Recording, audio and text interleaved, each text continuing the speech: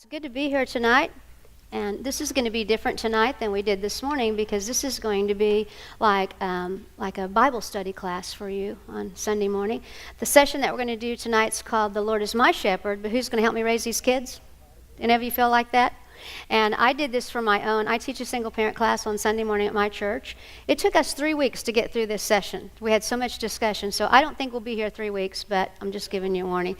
We'll get through what we can and we'll move on. I became a single parent through a divorce. I didn't want the divorce, but it only takes one person. It takes two people to get married, one person to get a divorce. Did you all know that? Yeah, one person to get a divorce. So I didn't want it, but it happened, and I believe everything that you go through, I tell people my life is a journey, and everything that you go through, I think can be used of the Lord. And I never knew, I like to encourage single moms especially, single dads too, but especially single moms, because you don't know what God has in store for you. You don't know where God is going to take you. Before I went through my divorce in 1985, I had never done a speaking engagement. I didn't know I had the ability to write. And after I went through the divorce, mainly because I didn't get child support, laws were different back then than they are now, I had to branch out and figure out a way to bring extra income in, and that's when I started speaking and doing some writing and things like that out of necessity. But you know what? The Lord has just taken me on an incredible journey, and now that's what I love to do.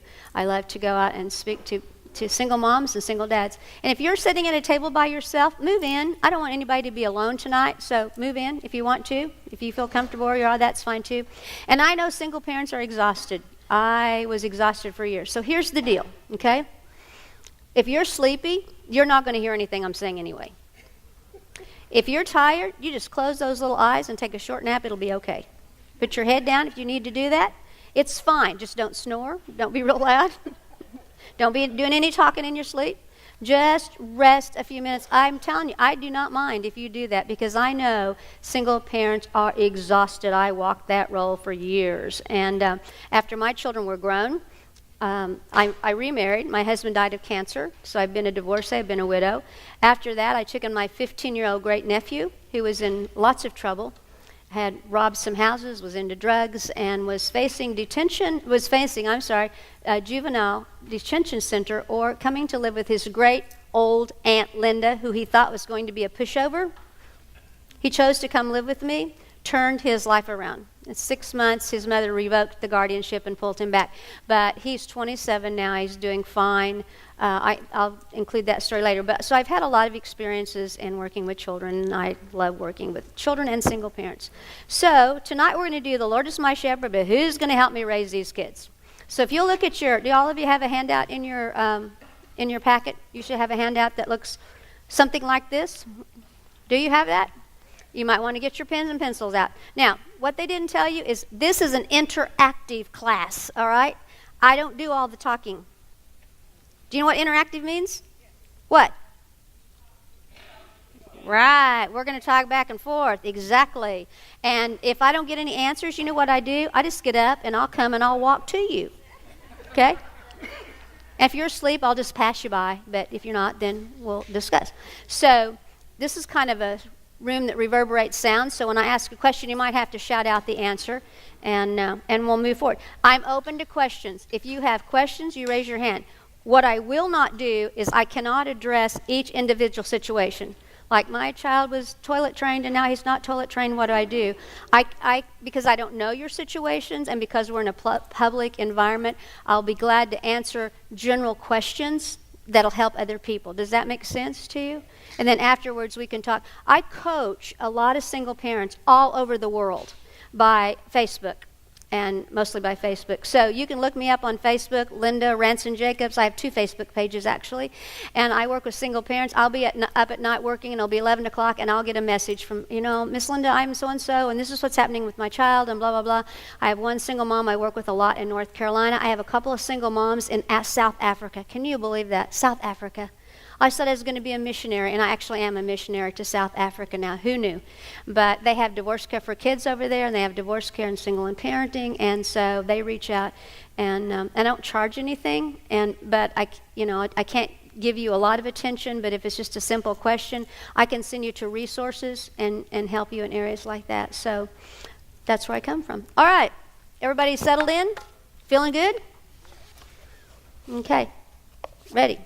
I'm going to read this. You can follow along, and there's fill in the blanks. You can do that if you want to. You don't have to. So just sit back and get ready to go, and here we go. The Lord is my shepherd, I shall not want. He makes me lie down in green pastures.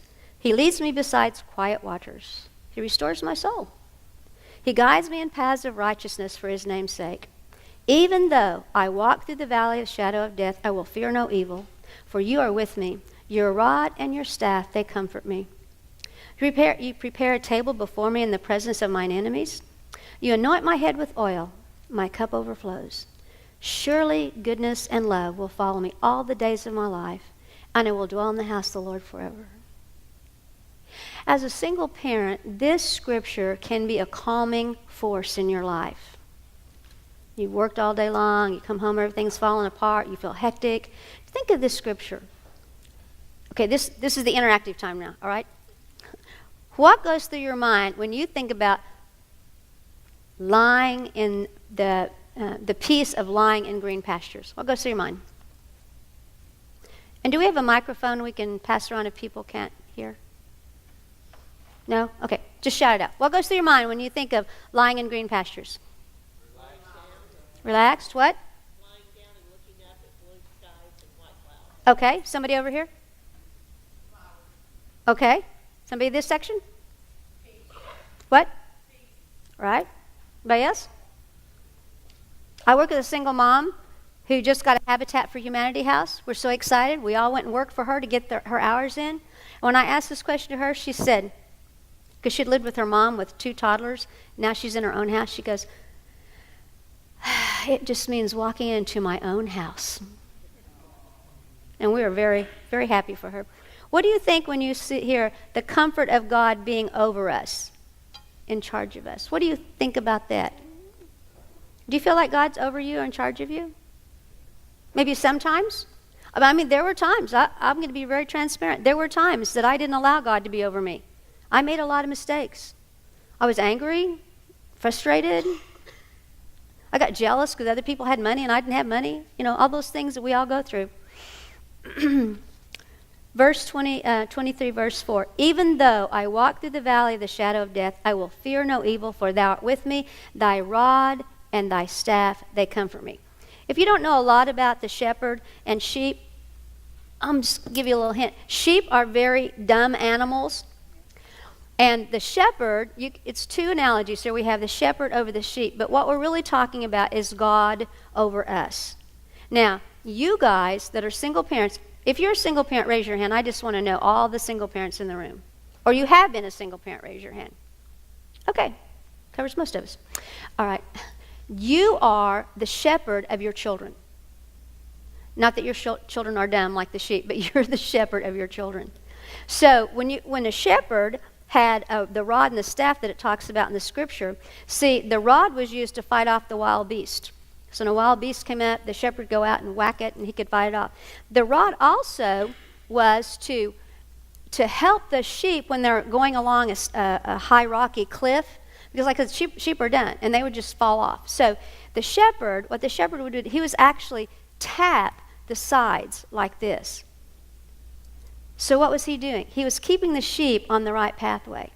That's what you all have to do as single parents. You have to learn what's dangerous for your children, and you have to learn to tap them on the side to keep them going in the right direction. Let me give you an example. One of my single moms has a 14-year-old who has a phone, and she does texting. Well, Mom found out she was sexting. She was sending pictures of her body parts to her boyfriend. So the mom said, she thought about it, she called me, we talked about it, we prayed about it, and she was so cool. See, this was the mom tapping along the side of her daughter. And she went to her daughter and she said, this is not right. I understand, you know, you want this boy's love, but this is not the way you go about it. And she said to herself, the mom said to she said, her name's Mandy, she said, Linda, I was thinking about it, and I said, Mandy, why are you paying for your daughter to corrupt herself? I never thought of it like that as a mom. And so she took the phone away. She just took the phone away. And she said, until you can show me that you can be mature to handle a phone, I'm keeping the phone. That was Mom tapping along the side, helping her daughter, and helping her daughter to know what was right and wrong. Now, that was the rod. The staff actually had a crook on it that the shepherd had. You've always seen the shepherd walking, with the, looks like a cane type thing. That staff had a hook on the end of it. So when the sheep fell off the pathway, he could just reach down there and scoop that sheep and put it right back up on the pathway. And again, that's what you guys have to learn to do as a single parent. There are going to be times your child falls off and you have to pick him back up. My daughter's a good example like this. I'm a storyteller, by the way. I'm really not a presenter. I tell stories. So my daughter was, she was 15 and a half. And I told her I didn't know how to set dating rules because I was a single mom. So I called all the people in our church and her friends' parents. And I said, what are your dating rules? My daughter wants to date. I kind of need to know what to do. See, we can't really parent totally alone. You cannot do it totally alone. It's too much stress. You need to reach out to other single parents. You need to reach out. See, what your community is doing is incredible. I've never been in a community where it's such a community effort to help single parents. If you're a single parent, you are so blessed to be in this area. I'm telling you. You are so blessed. So I called off her friends, and she was mortified that I was calling her friends' parents. And I said, well, here's the deal. I don't know how to do this by myself, so I'm either going to be too strict or too lenient, so I want to make sure I get this right. And that's what I told her. But here's the other reason I did that. Because later on when she said, well, the Smiths I would go, no. Or everybody's doing it. I go, no, the Robinsons are not doing it. The Harmons are not doing it. I knew what every family was doing. So when she came back at me, well, everybody's getting to do it, it wasn't going to work for me because I knew what everybody was doing, okay? So two things happened. She decided, a boy asked her out. And our dating rules, we made up her dating rules. She had to be 15 and a half before she could go in a car, and had to have a couple, not just one guy. It had to be. She could go on church things and group things, but until she's 15 and a half, which is in February, she could not go on a car date. Which, by the way, today is her birthday. Her birthday's today, and I just talked to her. She's in Portugal right now, but So this boy asked her out, and she said, Mom, please can I go on that date? And I go, why would you even ask me? See, here's our rules. No, you can't date till you're 15 and a half. And besides, he has a driver's license, and I wouldn't let you go anyway. And even 15 and a half, you got to have friends go with you. Oh, Mom, it's a big dance, and I want to go. So, well, you're not going to go. That's just how it is. So she came back to me a few weeks later, and she said, I'm going to that dance. If you haven't raised a 15-year-old, get ready. A 15-year-old girl. Oh, my gosh. I said, no, you're not going to go to that. She said, yes, I am. It's my father's weekend, and there's nothing you can do about it. That's right. No, there wasn't anything I could do. It's her father's weekend. And he said, not only can you go, you can stay out all night long if you want to. Yeah. So that's what I was dealing with. That's reality, and I was dealing with a father who was not a moral father. He went totally opposite direction after a divorce. So anyway, so I said, I'm going to have to think about this. She said, well, there's nothing to think about. I'm going to that dance. And so I prayed about it, and I prayed about it, and I thought about it, and I went back to her, and I said, you're right. There's nothing I can do about it. But you need to know that I do not approve. You do not have my blessings, and I will have nothing to do with this. Now, I wasn't doing that out of spite. I prayed about it, and the Lord just relayed to me that I just needed to say that to her. So I want you to know her Sunday school teacher called me and said, you're being too strict on Julie. You need to buy her a dress to go to this dance. I said, no, I'm not talking about this. I'm not supporting this. So her Sunday school teacher gave her a dress to wear. The Sunday school teacher in the church that I went to gave my daughter a dress. She defiled what I was saying to my daughter. So a lady down the street from us, who was my daughter's best friend, mother, said, you need to really change your attitude, Linda. This is not right. I said, listen, I am a single mom. You guys all have somebody else to help you. I don't have anybody else in my home to help me with my daughter. I have to be in charge of my daughter. And I've prayed about this, and the Lord has not released me, and I cannot support this date. So she had something clean. I think they had the dress cleaned for her, and other people got her stuff, and it was just unbelievable. And I was thinking, am I making the right decision? But I kept praying about it, and God kept saying, no, you got to stay on this track. So it came weekend for her to have that dance, and her girlfriend comes over, and they're getting all their stuff together, and they're giggling, and they're carrying on, and her dad drives up. She goes, there's Dad. Bye, Mom. Bye, Mom. They go running out the door, and her girlfriend's going to spend the night. My heart was crushed. This was her first big dance in a formal, and I wasn't going to get to see it. But I'm telling you guys, the Lord would not release me from that. So we go through the whole weekend. She comes home. We never talk about it. It wasn't that I was ugly. She just never brought it up, and I didn't ask questions about it.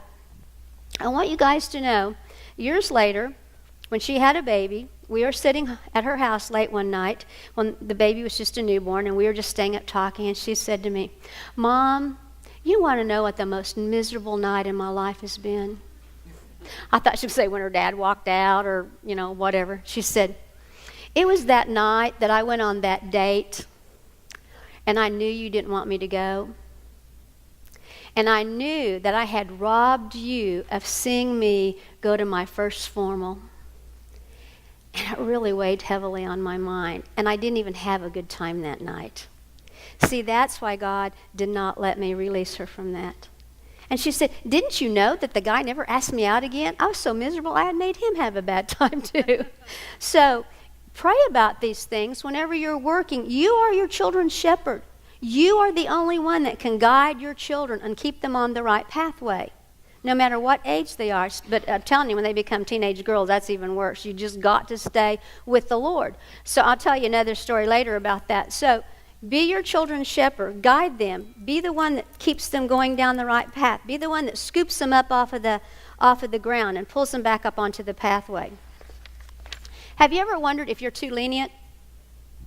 Raise your hand if you've ever wondered if you're too lenient. All right. Have you ever wondered if you're too strict? Let me see the strict parents in here. Have you ever wondered if you're both? Maybe you're too strict and then something happens and then you flip the other way and you're too lenient and you just undid everything that you did? All right. Okay. Are you inconsistent? Let me tell you something. Inconsistency for single parents, you need to put that aside. You need to drop the idea of inconsistency because you're a single parent. There's no way you can always be consistent. Consistency, in my book, for single parents is way overrated. You have to do what you can do at the time, and then don't discount yourself. Pray about it. Go back and apologize to your kids if you have to do that. Go back and say, "I'm sorry, I made the wrong decision." It's okay to apologize to your children. So keep those things in mind. What is discipline exactly? We said we're too lenient, we're too inconsistent, we're too strict. What is discipline? What do you all? Somebody tell me. This is the interactive part again. Okay. What do you think discipline means? Teach what? Real loud. To learn? All right. Somebody else? Real loud. Structure? Okay. What discipline is not punitive measures. Many times we think of discipline, we think of punishment. Discipline is not punishment. The word discipline comes from the same word that the word disciple comes from. What did the disciples do? Interactive part again. What did disciples do? Real loud. Okay, learn from Jesus. What? Instructed. Taught. He taught his disciples. See, everything you really need to know about parenting is in the Bible because you parent your children the way God parents you. God has certain rules, and he has the 10 Commandments. He has things put in there for our benefit. But he also has things put in there for our respect toward him and for us obeying him, right? But sometimes as single parents, we kind of have to pull back all the stuff that's in the way so we can understand. But God is our parent, and God can help you parent your children. Does that make sense to you? So when you think about disciplining your children, think about teaching your children. We're really good at telling kids what not to do, right? Don't run, don't cuss, don't eat too much, don't get water everywhere, don't, right? We're not very good at telling them what we want them to do. And when you say don't run, a little child cannot turn that word don't around, so they run. When you say don't jump off the couch, all they hear is jump off the couch. So you have to turn that around. You say, sit on the couch. Walk in the room. Does that make sense to you? We all get in this pattern of this punitive measure and telling them what not to do, but we need to tell them what to do. Discipline is helping, it's teaching, and it's encouraging a child to have self-control. See, we want them to do what is right and what feels good inside the skin, not because they're trying to please us, the adult. If you are the parent that you only have punitive measures and you want your child to do everything to please you, you're not raising a healthy, functioning child. And that's the girl or the boy that's going to go out and get all kinds of trouble because he's going to always try to please all the people around him. Let that sink in a minute. You think that's true? Are y'all just blanked out on me here? Oh, y'all did take a nap. Okay. All right. You don't want your child to do something just to please you because it's what you want them to do. You want them to do it because it feels good under the skin inside their body. Now, as your children grow, some of the things they do are not going to meet with your expectations. I'll give you an example. When my son was a senior in high school, he had a best friend, David, and David was always getting in trouble. And I said to Brian, you know, Brian, I wish you wouldn't hang around with David so much. He's really getting a lot of trouble. He said, Mother, my kids, when they always want to make a point, they'd say, Mother. And he said, Mother, when I was in second grade and Dad left, I told you that I needed somebody to talk to. I needed a dad in our home. And you said, well, God's the dad in our home. And I understood all that, but I needed somebody with skin on. And he actually said that to me when I said, well, you know, God's going to be the dad in our home. He goes, well, that's great, Mom, but I need somebody with skin on. I need somebody to talk to. And he said, you always told me to pray and to tell God what I wanted. And so that one night I went to bed and I prayed. I said, God, please bring me a best friend. And the next morning, David showed up in my class. I will not desert David in his time of need. Now, that's not what I wanted, but you know what? That my son was doing that because that's what felt good inside his body, in his heart, and he wanted to minister to this child named David, even when he was a senior in high school and was getting in all kinds of trouble. But he walked along David's life from second grade on. And as adults, they're still good friends as adults. So, look at physical punishment does not create respect. Physical punishment creates fear. Would you agree with that? Okay. You have a young man whose dad is drunk and he's screaming and yelling and he's throwing things and this young man is afraid he's going to get hit. He is fearful. He does not have respect for that person, right? He's fearful. We have respect for God. And so some fear in the way it's put together is respect. I mean, I respect God, my Heavenly Father. I want my children to respect me as their parent. Because when the kid is little, you are the closest thing they can come to understanding what God is like. When you have a preschooler, how you act and you react to them is the closest image they can come to God. Now, as they get older, they'll develop their own image of God. But that's why I work relentlessly to get fathers to stay active in their children's lives. Because little kids need to have an active man figure in life. Now, if you're a single mom and you have no relation with the father, there's nothing, he doesn't check on the kids, you need to find somebody else that can mentor your children, a grandfather or somebody in your church that can be a mentor. When my son was in high school, or junior high school, a little bit off the subject, but creating rituals with kids is really important. And so my son said to me, you know, Mom, every Sunday, Mr. Harmon says to me, son, how you doing, son? Mr. Harmon was my children's father's best friend.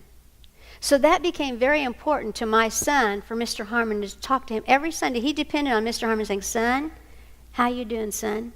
To this day, Mr. Harmon doesn't know the influence he had on my child's life. So you've got to get other people. My daughter, I prayed for my children, and both of my children had a two-parent family that ministered to him. My son had a best friend, and his mom and dad would take Brian over to their house every other Sunday, and they would do holidays together. My daughter had a good friend that lived down the street. They went to our church, and that man, Mr. Baylor, became like a father to her. And so that's where they have their image of what a marriage looks like. See, as a single parent, we can't raise our children in a marriage image because we're a single parent, right? But you need to have them exposed to other single parents so that they know what that looks like. Okay, so back to being the shepherd. 1 John 4:18 in your handout there, and I'll read it to you. You can fill in the blanks if you want to, and if not, don't worry about it. There is no fear in love, but perfect love drives out fear because fear has to do with punishment. The one who fears is not made perfect in love. So we want our children to love us, right? We want them to feel the love that we have for them. As adults, my kids and I are so close. And I just want to tell you, if you're a single mom or single dad, you can do this. My daughter is a master staff sergeant in the Air Force. She is incredible in her job. Don't ask me what she does because she's special ops. And she said, Mother, if I tell you, I'd have to kill you. So she can't tell me what she does. But her husband's in the Air Force, and he can tell me, and he doesn't have to kill me if he tells me what she's doing.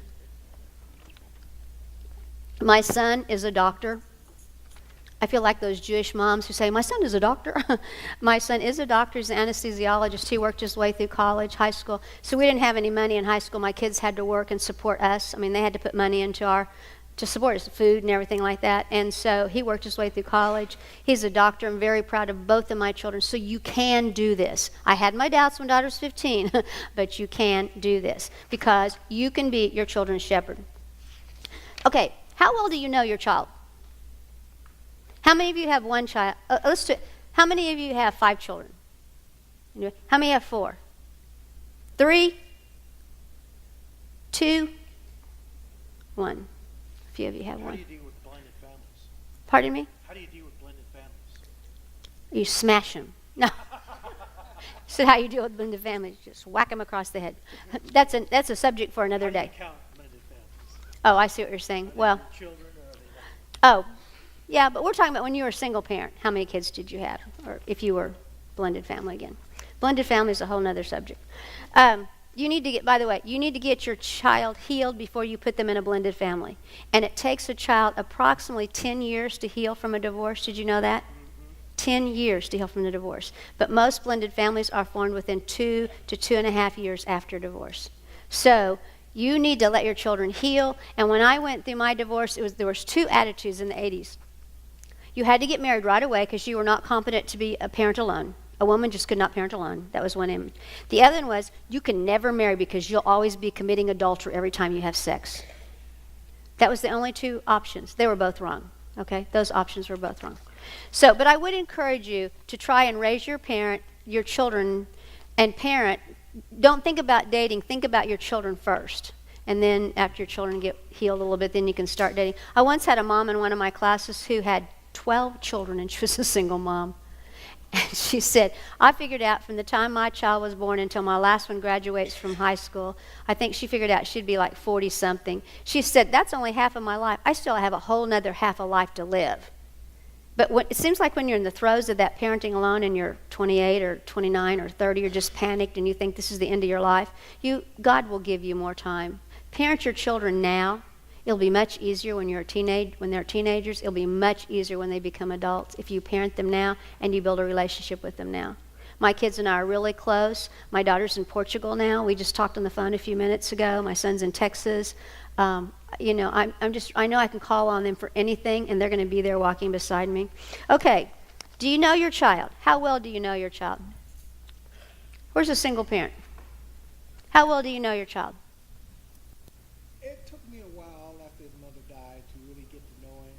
Okay. Because I spent about 10 years taking care of her in and out of hospitals and nursing homes. So you really didn't know your child. I didn't really know my son. Okay.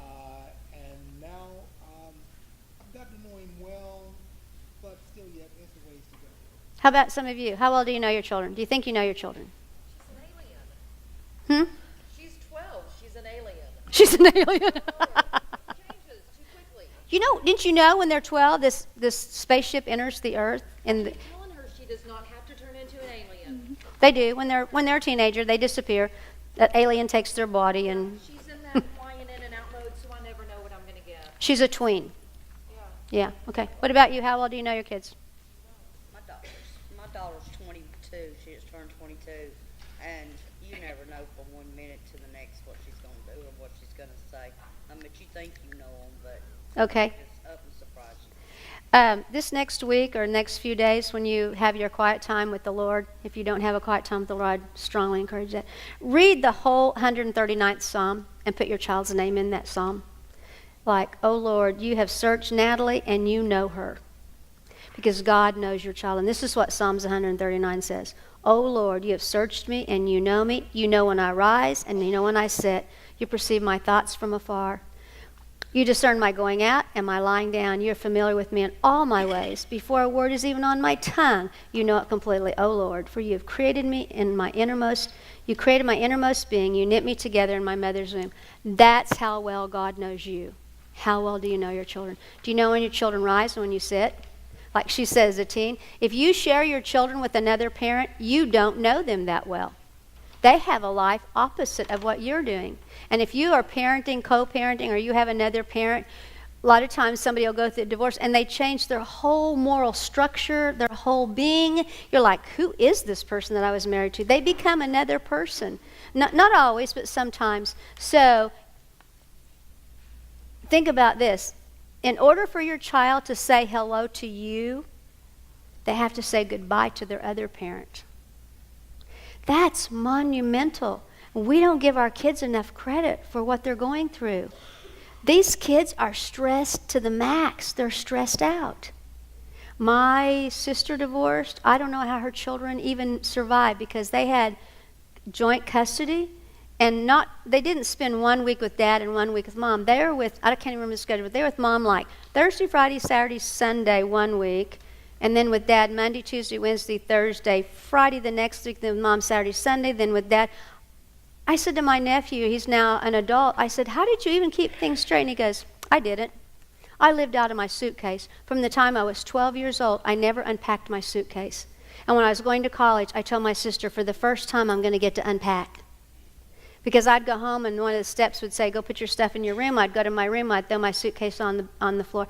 I lived out of my suitcase. Many of these children from divorced homes, single parents, whatever reason that you're a single parent, maybe never married to the parent. I've had single parents who are artificially inseminated, a donor thing, but they wanted to be a parent so bad.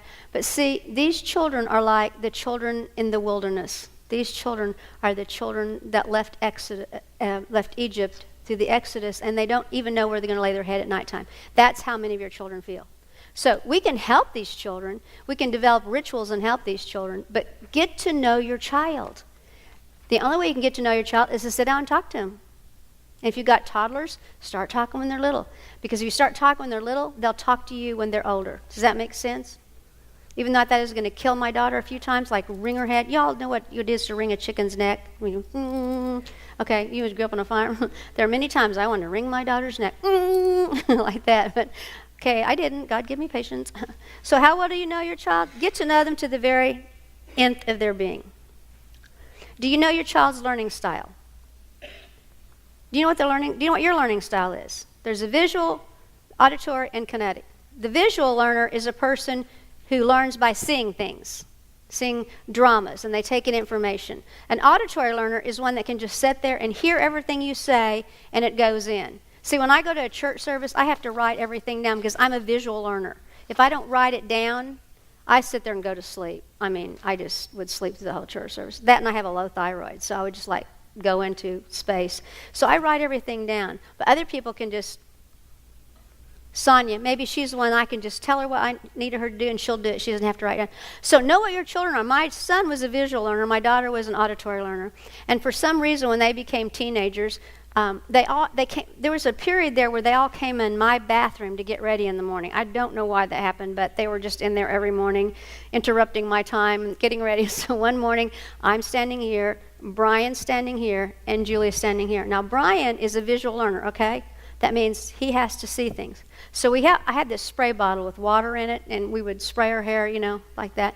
And so he picks up the spray bottle, and he looks at Julie. And then he comes back and he sprays his hair. And she's like, Brian, you're getting me all wet. Why didn't you tell me you were going to do that? And he goes, I looked at you. Well, don't look at me. Tell me. But see, that's a different kind of learner. So if you know what kind of learner you are, like I'm a visual learner, so Brian and I, we got along really great because I'd make him list and everything. But my daughter was an auditory learner, so I had to deal with her differently than I dealt with my son.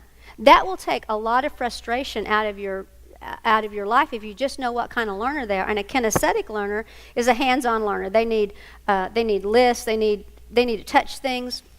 excuse me, when they're cooking, they have to see you do it, and then they can do it. They're a kinesthetic learner. Little children, toddlers, almost all little children are kinesthetic learners. For the daycare person back there that does toddlers, wouldn't you agree? They all have to learn hands-on. They're kinesthetic learners. Then a lot of little kids become visual learners. It's very odd that you would have an auditory learner as a preschooler. But as they get into older ages, then their learning lines out. So what kind of learner are you? If you are a visual learner, stand up.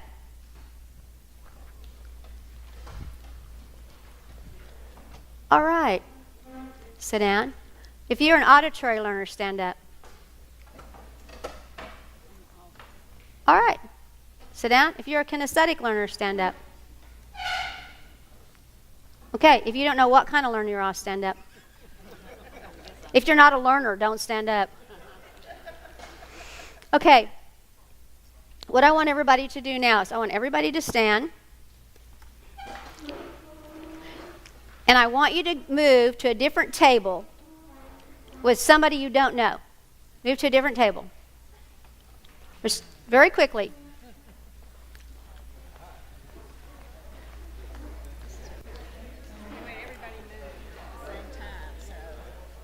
Just move to a different table.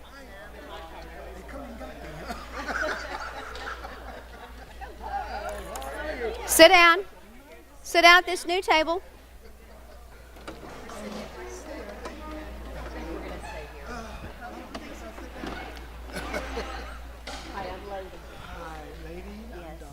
I want you to take 3 minutes, and I'll tell you time, and when I want your attention, I'm going to go.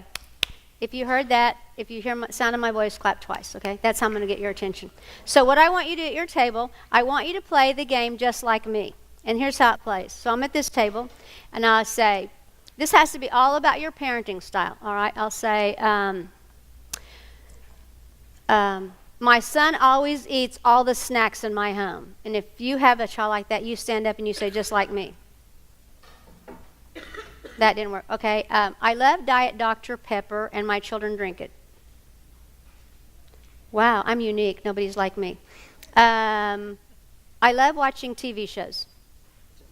Just like me. Okay. So that's what I want you to do. I want you to play 3 minutes just like me. So you start with one person, and they'll tell you something. Anybody that's done that, then you stand and say, just like me. All right? So you start. Go.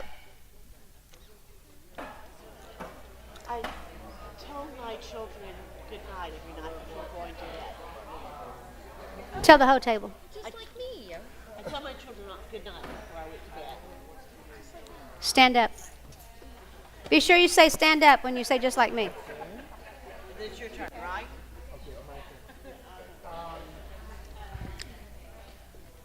We did one already. We actually did do one already. Oh, did you? Okay, keep going around. Everybody's got to do it at your table.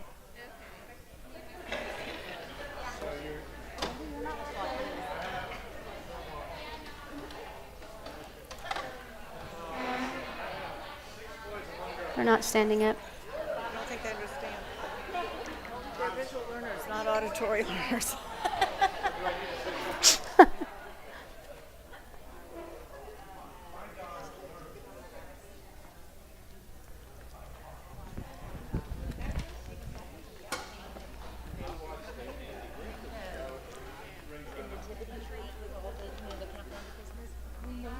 I didn't see anybody stand up over here yet.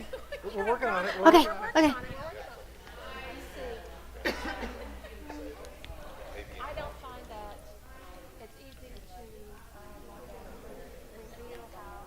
my real feelings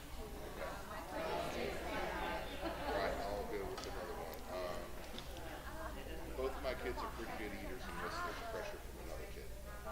Just like me. Stand up.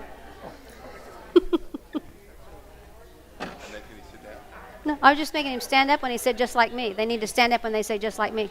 and stay standing? No, just sit back down. Just stand up. All right, we were being lazy. Just saying. Get with it.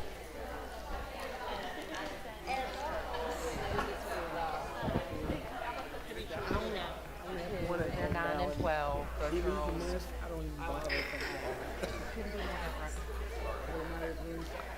Can we just keep going? We've been all the way around. Okay. If you hear that, clap twice. If you hear that, clap twice. All right. So how did it feel to get to know there's somebody else like you? Are you not, maybe you don't feel so all alone anymore? Did you all ever figure out if you're like anybody? Okay. They were just sitting there dreaming. All right. How does it feel to be in another place? Awkward? A little odd to be in front of other people's things. Okay, a little odd to be in front of other people's things. Feels good with ladies. How did it feel to you guys to be in somebody else's place? Didn't bother you? This is what your children go through every time they visit the other parent and come back home. Think about that. Especially if they have to go for a week at a time. Things change at home. You need to develop rituals to bring them back into your home. Okay, everybody go back to your own place.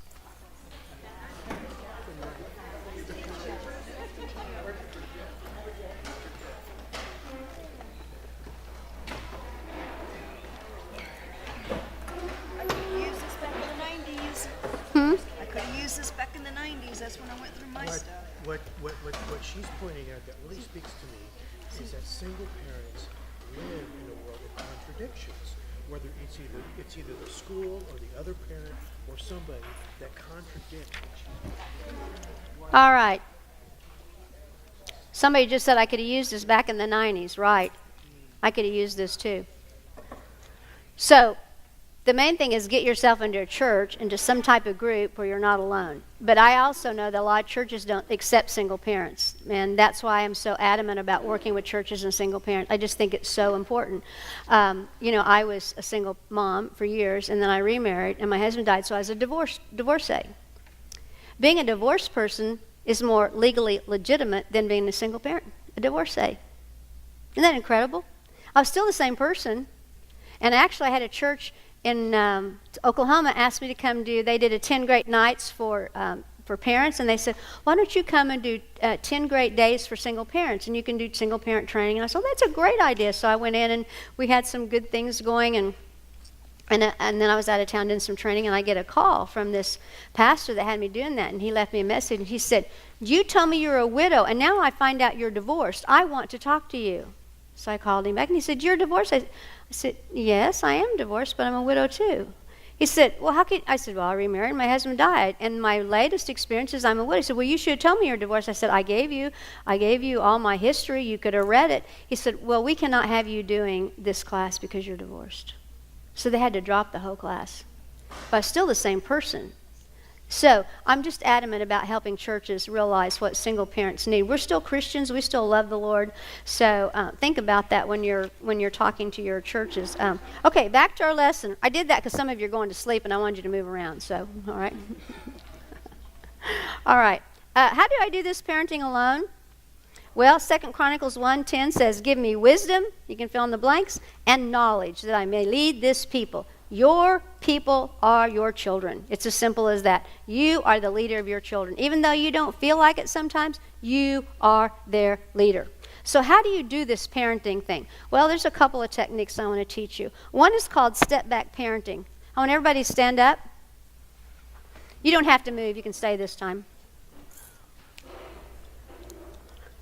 And you come across a situation. See, as single parents, we don't realize God gives us the gift of time. And unless it's an emergency situation, you don't have to make a decision always on the spot. Do you realize that? How many of you realize that? How many of you say to your children, I have to think about this? Use what I call step-back parenting. See, because when you're in the throes of everything and things are clicking through your mind, you just can't get things straightened out. You might give an answer that you're sorry for. So I call it the step-back parenting method. So whenever something happens, you literally force your body to step back. This tells your mind, I've got to stop and think about it. Let's do it again. Something happens, there's a crisis situation, you have to step back. What is that saying to your body when you step back?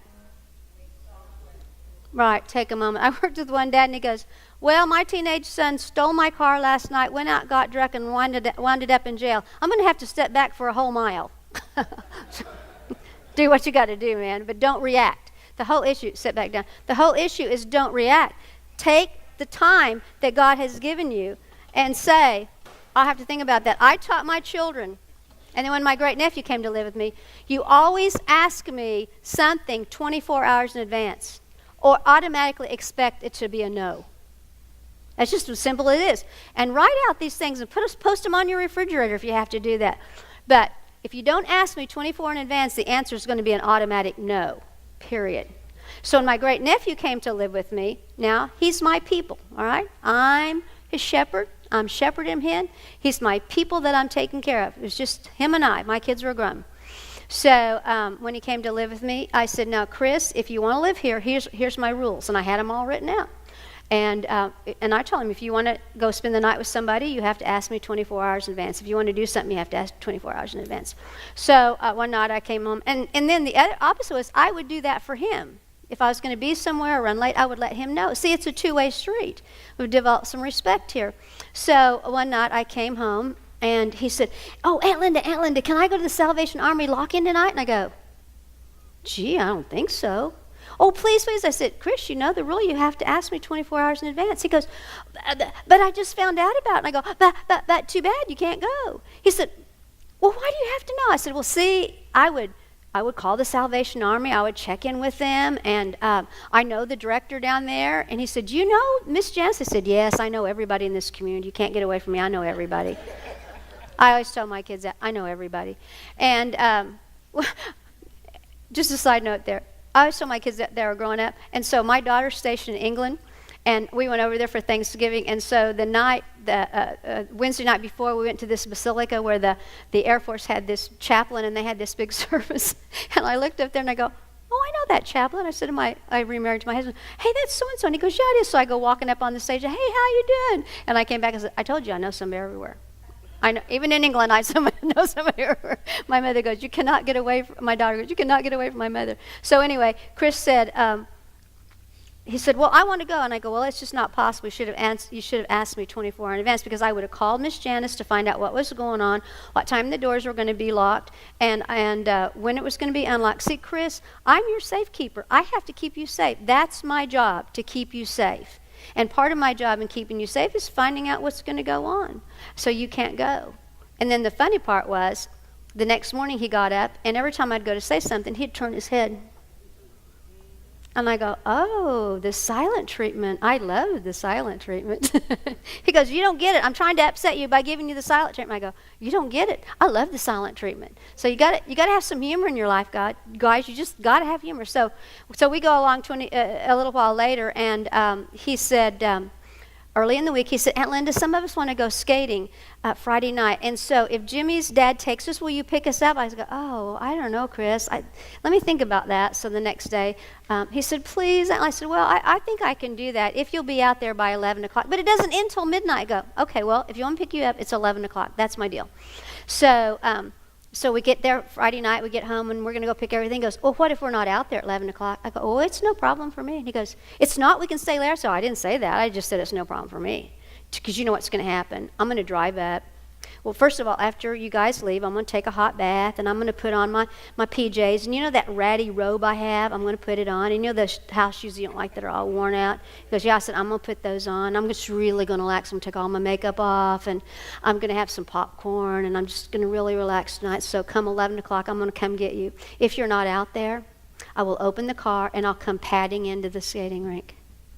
And I'll say, Lynn, would you announce that Chris's Aunt Linda's waiting on him? He said, you wouldn't. I said, you try me.